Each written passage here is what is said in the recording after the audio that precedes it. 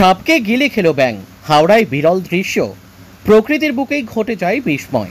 আজ হাওড়া জেলার বাগনানের ছয়ানি গুজরট গ্রামে দেখা গেল এক আশ্চর্য মুহূর্ত, যেখানে শিকারী আর শিকারের ভূমিকা উল্টে গেল। মহামায়ার পদধ্বনি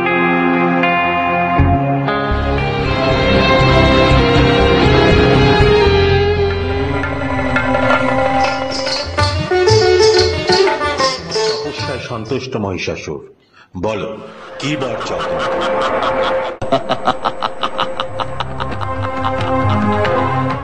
এত তোর লোক, দেবতার হব্য তুই নিজে পান করিস?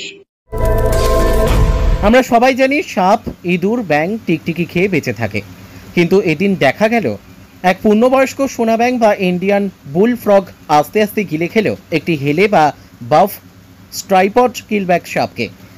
গ্রামের পরিবেশ কর্মী পলাশ প্রধান প্রতিদিনের মতো কাজ করছিলেন। হঠাৎ বাড়ির পাশের ডোবার ধারে ঝোপের আড়ালে নড়াচড়া দেখে এগিয়ে যান, আর সেখানেই তিনি চোখের সামনে দেখতে পান ব্যাঙটি সাপটিকে গিলে খাচ্ছে।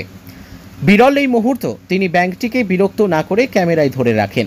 ঘটনার খবর পৌঁছায় বন্যপ্রাণ সংরক্ষণকারী চিত্রক প্রামাণিকের কাছে। তিনি বলেন, ব্যাঙ প্রকৃতির ভারসাম্য রক্ষায় অপরিহার্য।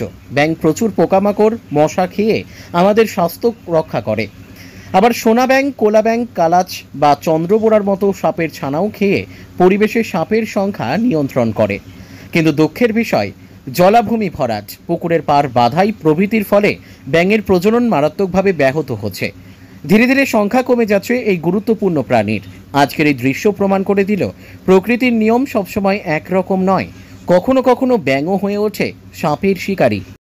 আজকে একটি আমি বিরল ঘটনার সাক্ষী রইলাম। প্রতিদিনের মতোই বাড়িতে কাজ করছিলাম, হঠাৎ দেখতে পাই এই জায়গাটার মধ্যে, এই ঝোপটার ভেতরে কোনো কিছু একটা লড়ছে।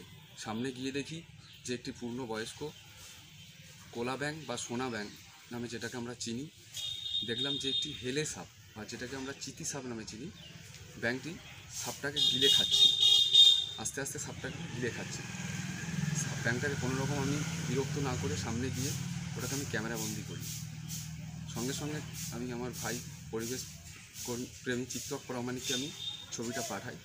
সে দেখে অবাক হয়ে যায়। সে সঙ্গে সঙ্গে আমাকে ফোন করে যে এটি একটি বিরল ঘটনা। আমরা সবাই জানি সাপে ব্যাঙ খায়, কিন্তু নিজের চোখে দেখলাম যে ব্যাঙ সাপ খাচ্ছে।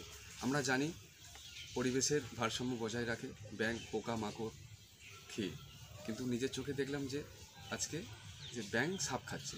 সত্যি খুবই আনন্দিত আমি দেখার পর। তাই সবার কাছে একটা অনুরোধ, ব্যাঙকে কেউ মারবেন না। ব্যাঙ পরিবেশের গুরুত্বপূর্ণ একটি অঙ্গ।